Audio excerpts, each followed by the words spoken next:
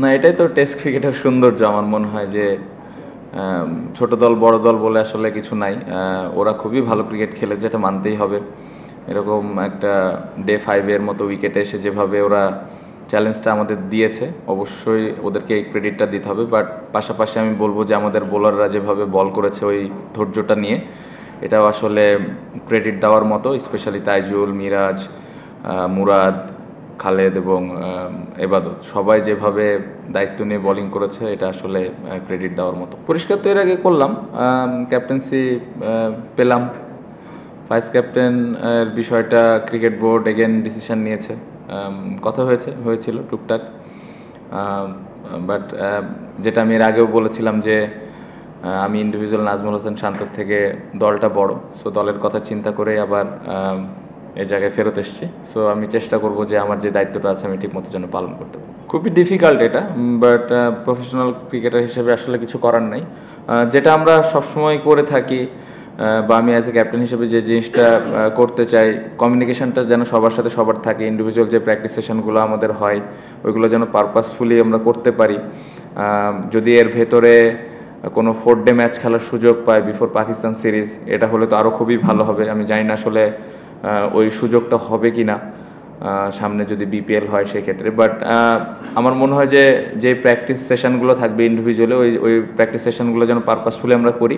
আমাদের কি চ্যালেঞ্জেস থাকবে এবং প্রত্যেকটা প্লেয়ার এক একটা প্লেয়ারের সাথে যেন কমিউনিকেশনটা ঠিক মতো রাখে, কার কোন জায়গায় ল্যাকিংস আছে, কার কোন জায়গায় ইমপ্রুভমেন্টের প্রয়োজন আছে, এই বিষয়গুলো নিয়ে যদি আমরা প্লেয়াররা ডিসকাস করতে থাকি, তাহলে মনে হয় যে একটু তুলনামূলকভাবে চ্যালেঞ্জটা কম থাকবে। প্রথমত মিরপুরের উইকেট যেরকম দেখা যায় ওর থেকে অনেক বেটার বিহেভ করছে। আপনি যদি স্পেশালি বাউন্সটা দেখেন, একদমই ট্রু বাউন্স ছিল। ইভেন আজকেও প্রত্যেকটা উইকেট নিতেই কষ্ট হয়েছে। শেখার তো শেষ নেই। আমার মনে হয় যেভাবে কার্টিস ক্যাম্পার ব্যাটিং করেছে, এতগুলো বল ফেস করেছে, এই জিনিসগুলো আসলে বোঝা যায় যে আসলে কতটুকু ডেডিকেটেড, কতটুকু কমিটমেন্ট নিয়ে ব্যাটিং করেছে তারা।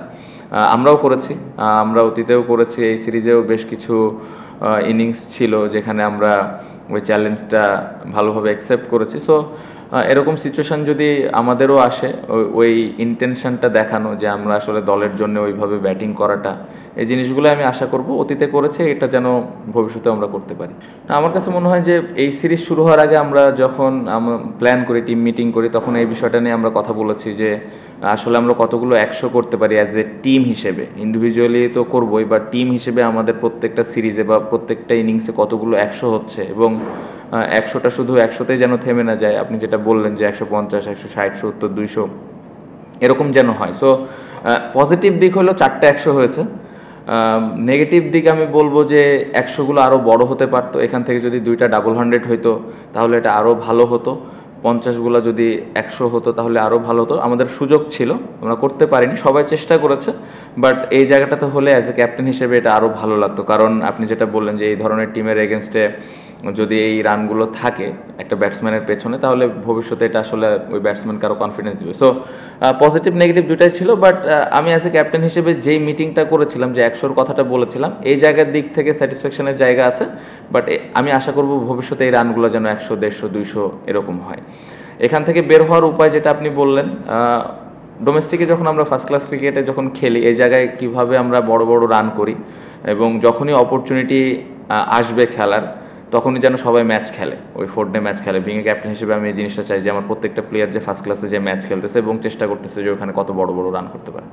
না, অবভিয়াসলি আপনি যদি দেখেন মমিনুল ভাই, সাদমান বা মুশি ভাই, যখনই ওনারা সুযোগ পায় কম বেশি কিন্তু ম্যাচ খেলেন, এবং আমি আশা করব যে আশেপাশে যারা আরও ইয়াং ক্রিকেটার আছে তারাও যেন ম্যাচ খেলার সুযোগ পেলে ম্যাচটা যেন গিয়ে খেলে।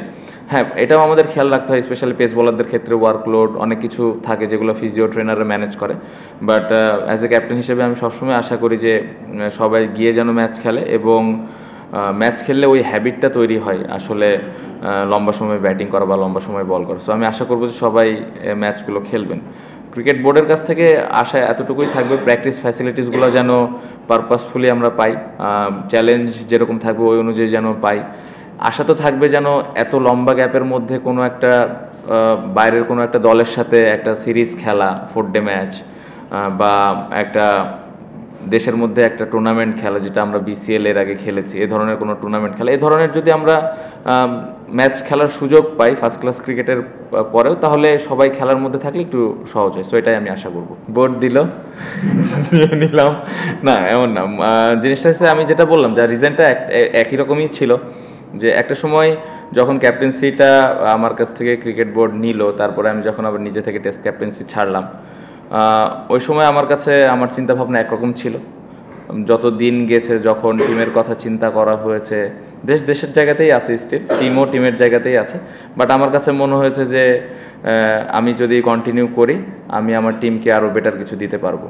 সো ওই বিশ্বাস থেকে, এবং ক্রিকেট বোর্ড যেভাবে আমার সাথে কমিউনিকেট করেছে, যেভাবে এক্সপ্লেনেশন দিয়েছে আমাকে, ওইটাতে আমি কনফিডেন্স ছিলাম, এবং আমি আশা করি যে বোর্ড ওই সাপোর্টটুকু পুরোপুরিভাবে আমাকে ভবিষ্যতে দিবে।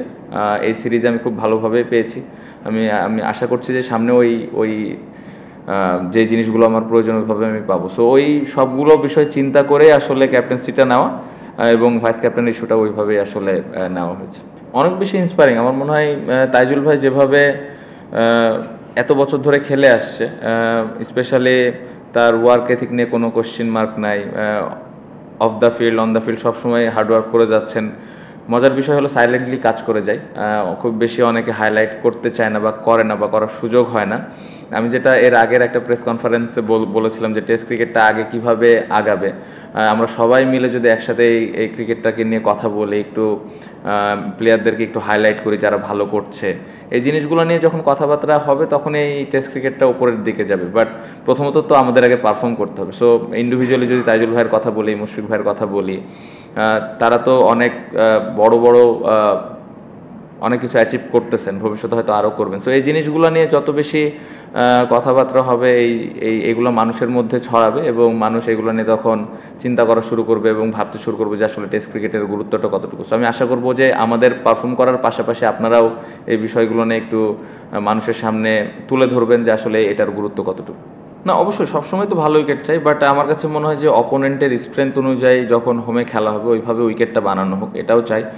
উইকেট প্র্যাকটিসে যেই উইকেটগুলো আমরা পাই, সবসময় আশা করি যে ওই উইকেটগুলো সবসময় যেন ভালো হয়।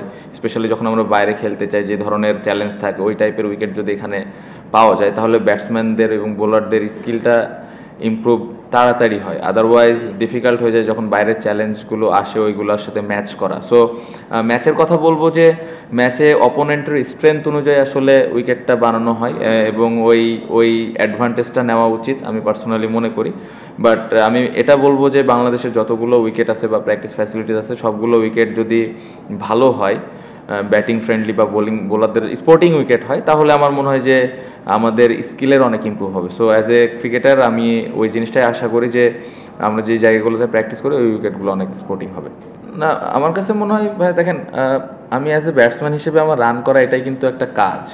এটা আমার টিমের জন্য রান করতেই হবে। বাড়তি প্রেশার আসলে কি, প্রেশার তো চোখে দেখা যায় না। আমার মনে হয় যে আমার কাজটা কি, ওইটাতে যদি ফোকাস করি, আমার আসলে দল আমার কাছ থেকে অ্যাজ এ ব্যাটসম্যান হিসেবে কী চাচ্ছে, ওই জিনিসটাতে যদি এক্স্যাক্টলি আমরা ফোকাস করি, তাহলে আমার মনে হয় যে বাড়তি যে প্রেশারগুলো এগুলো আসবে না। ওই একটা বল নিয়ে যদি আমি চিন্তা করি যে আমার আসলে এই মুহূর্তে কি করা উচিত, ওইটা যদি করতে পারি, তাহলে আমার মনে হয় যে বাড়তি যে প্রেশার, আমি ক্যাপ্টেন না, আমি রান আগের ইনিংসে করেছি কি করি না, এগুলো আসলে ম্যাটার করে না। সো আমি পার্সোনালি চিন্তা করি যে আসলে ওই মোমেন্টে ওই একটা বল আমি কিভাবে ভালোভাবে হ্যান্ডেল করতে পারি এবং রান করতে পারি, ওটাই মেন ফোকাস থাকে। বাট যেটা নিয়ে অনেক কথা হচ্ছে, হয়তো আমি ক্যাপ্টেন হিসেবে অনেক রান করছি, বাট স্টিল আমার কাছে মনে হয় যে এটা এনাফ না। আমার অ্যাবিলিটি অনুযায়ী আমি মনে করি যে এর থেকেও আমি বড় ইনিংস খেলার মতো অ্যাবিলিটি আমি রাখি। সো আমি চেষ্টা করছি যে এই জায়গাগুলো ইমপ্রুভ করে আরও কীভাবে আমি অ্যাজ এ ব্যাটসম্যান হিসেবে কন্ট্রিবিউট করতে পারি। ক্যাপ্টেন বিষয়টা আমি সাইডে রেখে দিই। যদি আমি অ্যাজ এ ব্যাটসম্যান হিসেবে কথা বলি, ক্যাপ্টেন বিষয়টা সাইডে থাক।